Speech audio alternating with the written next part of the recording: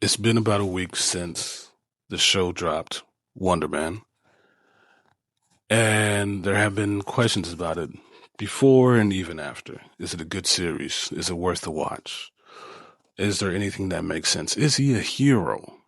Where did he get his powers from? Does it make sense that he's black now? Why would they do that? Those are just a few of the questions that I've heard personally and somewhere posed towards me that made me want to make this and talk about a few things from the series that I thought was very interesting and done very well.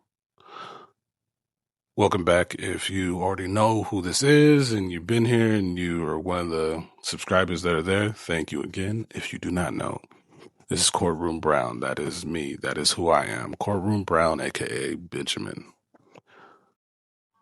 Let's take a look at why this is a very interesting moment for this show. And maybe for Marvel Television as well. A little bit longer is I had seen this comment here. And in this comment, it looked like a genuine question. A genuine question. So I wanted to answer it. So I answered it to the guy in a very genuine way. So I took it as like, I don't think the person was trying to be rude. I think they're asking a real question. But I've also got stuff like this before. So I figured, why not a better place to address it than with Wonder Man? Mainly because Wonder Man has done something that I found very fantastic, very unique, and it's timely. So go over the two parts in Wonder Man that makes it very interesting, even though I'm not a big Wonder Man fan. And starting off in Wonder Man, one of the things that it did very well, did very unique and interesting, is that it wasn't, it's not a superhero show. It's not a superhero show. The show is about this cat, Simon, wanted to be an actor who just happens to have superpowers. Doesn't really have like full-fledged control over them or anything, but it's this cat who wants to be an actor and has superpowers. Crazy, unique, different, and that's what it focused on. It focused on that aspect of it. There was no hero, there was no caping, none of that. It was just this guy going throughout life, trying to become an actor, trying to land this role, also getting in his own way in the role, but trying to be an actor who has superpowers. And that approach was unique, but also very much needed. And I think that's one of the reasons why the show did well. Set in LA, so obviously there's no other, for the moment, heroes in LA. At least I believe there's no other powers in LA right now. No capes in LA right now. But another thing, because again, swapping races and like lazy writing and things like that, that this show does very phenomenally well is in the story itself, because even in our world, Wonder Man, when you see Wonder Man in the comic books, when you first seen Wonder Man, heard Wonder Man, bam, this is what Wonder Man looked like. Wonder Man pretty much was a white dude. It is what it is. Fictional character, white dude. However, in the series Wonder Man, it's the same exact thing, but this time it is a fictional character from a movie that's a white dude. And this is where Dustin Creighton and Andrew Guest, I believe it was their responsibility. I know they're the creators of the show. This is where I think that this was great. This was very much needed. And they kind of like knocked it out of the park this way because it was a brilliant idea. And it came out in execution. Brilliant. This is how I feel about it. Was making not just our world, but the world in the show, Wonder Man is a fictional character. It's a movie.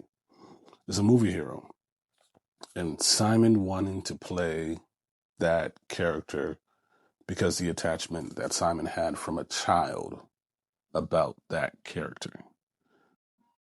it's really big, and I think it's really important because it tackles that whole entire race swapping to make it seem like, not to make it seem, to make you understand that that's a nonsense point, talking point for anybody to have in this.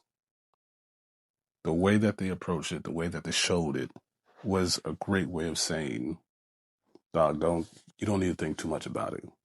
It's a fictional character. He's taken over a role, a movie role for something that's being redone. It's not a big deal. That's all it is. It's a fictional character played by this other dude, and yes, the dude was white when Simon was a kid, but that still inspired Simon, and Simon still had a big connection to the character, and it made Simon wanted to play. That time from when Simon was a kid, it didn't matter that the character was white in this aspect of it, and Simon got to play that character. So that was a brilliant way of coming at this, well, he should be white, type of nonsense, or race swapping nonsense, because it didn't matter. It showed you that it was a fictional character, that he was not real. And doing it that way, I thought was very brilliant, because you never, if you're watching the series, if you're truly just watching the series to watch the series, it doesn't come up in your mind. It's not something that sits there and it's like, oh shit, they just made him white or anything like that. That's not what happened. So it was a very wonderful, very creative way of doing it differently. And I liked it. I thought it was dope. I'm all for it. I'm all with it. Wonder Man as a show did some great things. Not making Simon the angry black man trope. Not giving in to the people who always get up into these race swaps like it's super crazy. And not trying to tell a superhero story, but trying to tell a story of a person, of Simon, going through his life, trying to live his life. All of that was interesting. All of that helped push the show forward. All of that was, again, it looks very deliberately. So, bravo to them. We'll see what they have coming up next after this, what approaches they will take later on with it. Because another thing I don't get my hopes up high with Marvel is you had Loki, season 1 and season 2, phenomenal, great. After that, everything seemed to kind of like fall apart. There was a definite storyline in Loki that Loki was following through. The other shows just didn't. The other movies just didn't. Not until Deadpool and Wolverine did anything come back together, involving TVA and stuff like that. So Marvel, they've had some good stuff, but they don't have a good track record of making at least things kind of cohesive or things that make sense. You know what I'm saying? To pull it back together.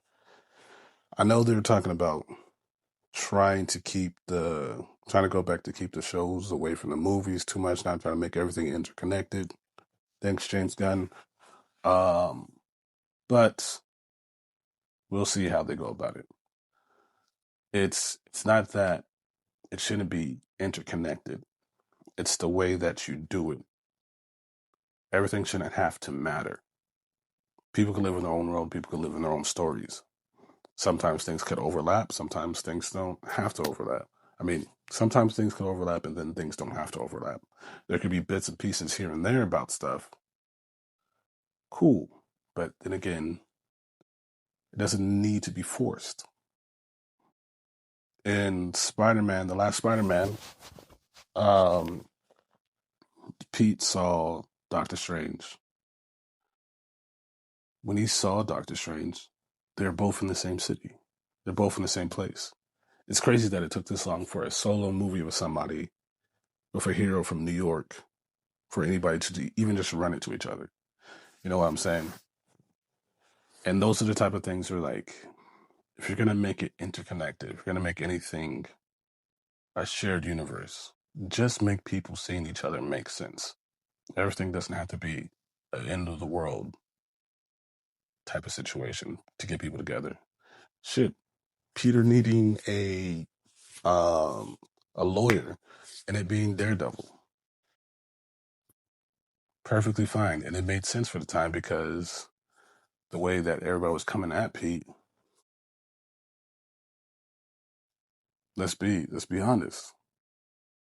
Daredevil was possibly the only best decision to be a lawyer for him at that time. Matt Murdock was like the only good decision, seeming like somebody who would try to take that case. So it made sense. If you're gonna do shows and anything else, just make it make sense. That's all that needs to be done. Is it to make sense? Um, but again, like I said, we'll see going forward. We got Daredevil coming up, and Daredevil looks very interesting. The second season of Born Again looks interesting. We'll see how it all lands out. I'm starting to feel like I'm rambling, so you know the motto. Once again, there is no war in Ba Sing Se. Just think about that. All right, take it easy.